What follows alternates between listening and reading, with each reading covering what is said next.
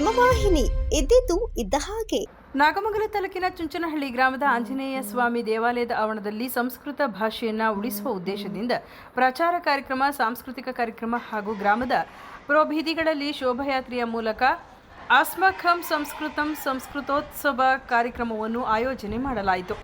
ಕಾರ್ಯಕ್ರಮದ ದಿವ್ಯ ಸಾನ್ನಿಧ್ಯವನ್ನು ಆದಿಚುಂಚನಗಿರಿ ಸಂಸ್ಥಾನ ಮಠದ ಪೀಠಾಧ್ಯಕ್ಷರಾದ ಶ್ರೀ ಡಾಕ್ಟರ್ ನಿರ್ಮಲಾನಂದನಾಥ ಸ್ವಾಮೀಜಿಗಳು ಹಾಗೂ ಶ್ರೀ ಪ್ರಸನ್ನನಾಥ ಸ್ವಾಮೀಜಿಯವರ ಮಾರ್ಗದರ್ಶನದೊಂದಿಗೆ ನೆರವೇರಿಸಲಾಯಿತು. ಕಾರ್ಯಕ್ರಮದ ಅಧ್ಯಕ್ಷತೆಯನ್ನು ಶ್ರೀ ಕಾಲಭೈರವೇಶ್ವರ ಸಂಸ್ಕೃತ ವೇದ ಪಾಠಶಾಲೆಯ ಮುಖ್ಯೋಪಾಧ್ಯಾಯರಾದ ಡಾಕ್ಟರ್ ಮಂಜುನಾಥ ಹೆಗಡೆ ಗಣ್ಯರೊಂದಿಗೆ ಕಾರ್ಯಕ್ರಮ ಉದ್ಘಾಟನೆ ಮಾಡಿದರು.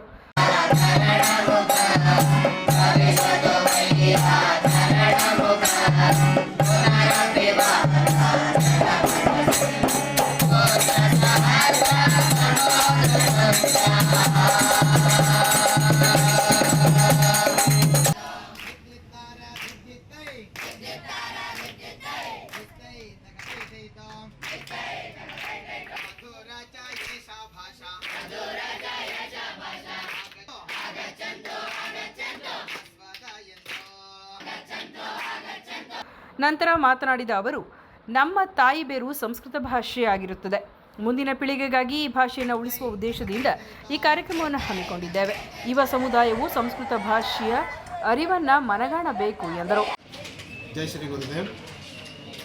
ಶ್ರೀ ಕ್ಷೇತ್ರ ಆದಿಚುಂಚನಗಿರಿಯ ಮಹಾಸಂಸ್ಥಾನ ಮಠದ ಅನುಗ್ರಹದೊಂದಿಗೆ ನಡೀತಾ ಇರುವಂತಹ ಶ್ರೀ ಕಾಲಭೈರವೇಶ್ವರ ಸಂಸ್ಕೃತ ವೇದಾಗಮ ಮಹಾವಿದ್ಯಾಲಯ ಮತ್ತು ಶ್ರೀ ಕಾಲಭೈರವೇಶ್ವರ ಸಂಸ್ಕೃತ ವೇದ ಪಾಠಶಾಲೆಯ ವತಿಯಿಂದ ಅಸ್ಮಾಕಂ ಸಂಸ್ಕೃತಂ ಎನ್ನುವ ಶೀರ್ಷಿಕೆ ಅಡಿಯಲ್ಲಿ ಸಂಸ್ಕೃತ ಭಾಷೆಯ ಪ್ರಚಾರ ಮತ್ತು ಪ್ರಸಾರಕ್ಕೋಸ್ಕರವಾಗಿ ಸಂಸ್ಕೃತ ವಿಶ್ವವಿದ್ಯಾನಿಲಯ ಮತ್ತು ಸಂಸ್ಕೃತ ಡೈರೆಕ್ಟರ್ ಆಫೀಸ್ ನಿರ್ದೇಶನಾಲಯದ ಪ್ರೇರೇಪಣೆಯೊಂದಿಗೆ ಈ ಒಂದು ಉತ್ತಮವಾದಂತಹ ಮಾತೃ ಸೇವೆಗೆ ಪ್ರಮುಖವಾದಂತಹ ಈ ಸಂಸ್ಕೃತ ಭಾಷೆಯ ಸೇವೆಗೆ ಬೇಕಾದಂತಹ ಇದೊಂದು ಅತ್ಯದ್ಭುತವಾದಂತಹ ಕಾರ್ಯಕ್ರಮವನ್ನು ಇವತ್ತು ನಾವು ಈ ಚುಂಚನಹಳ್ಳಿ ಗ್ರಾಮದಲ್ಲಿ ಹಮ್ಮಿಕೊಂಡಿದ್ವಿ.